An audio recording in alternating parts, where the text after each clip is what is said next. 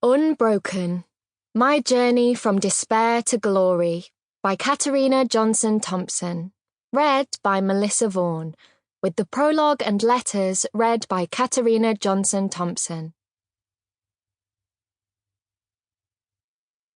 All about me. I'm dogs above cats, coffee above tea. I prefer sunsets to sunrise.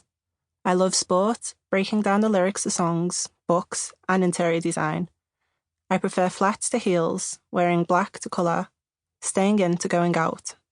Good wine over spirits, text to calls, movies to TV shows, eating out over eating in. I'm salty, not sweet, introverted, not extroverted.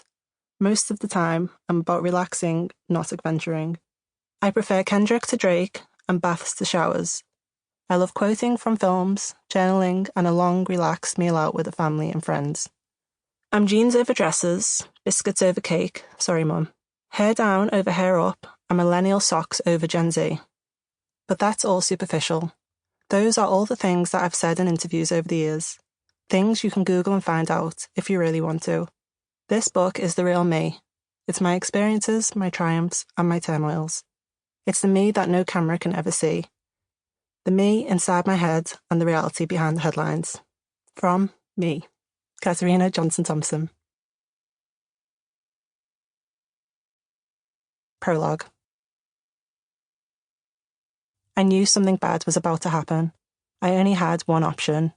Get into my blocks, wait for the gun, and then explode out of them as powerfully as I could, no matter the consequences. 7 months, 3 weeks, and 5 days.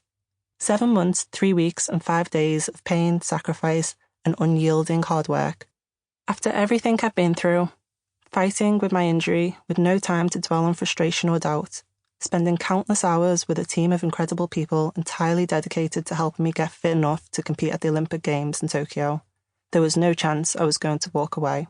Zero. Go hard or go home is the saying, and I was going hard. It was time for the fourth event of the heptathlon, the 200.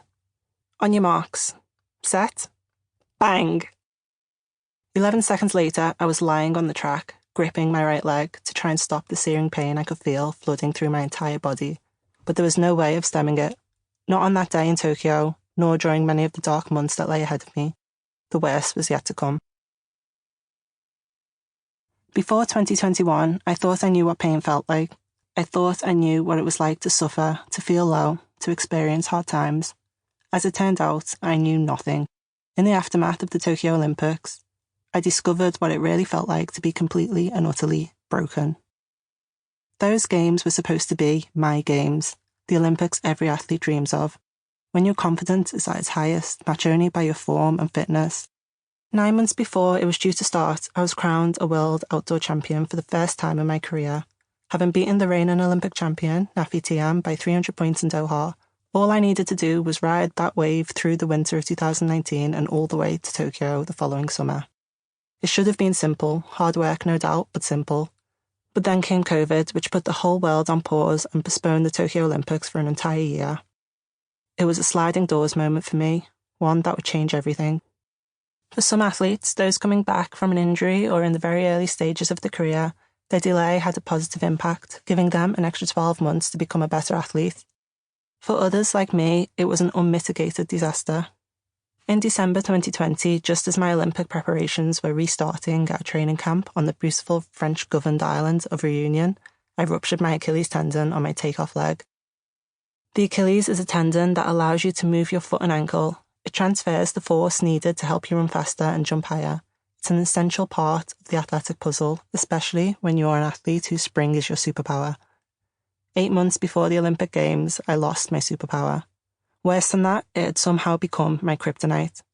In my head, I had no choice other than to try and get back on form in time to be on the start line in Tokyo. No matter the COVID restrictions, no matter the condensed time frame for the rehabilitation and rebuilding, no matter the sacrifice. If it was possible, which I was told it was, then I would do it. And I did it, but it took everything from me. Every ounce of resolve, every drop of resilience. When you push yourself to the absolute limit, mentally and physically, over a prolonged period of time, 7 months, 3 weeks, and 5 days in my case, there's Sample complete. Ready to continue?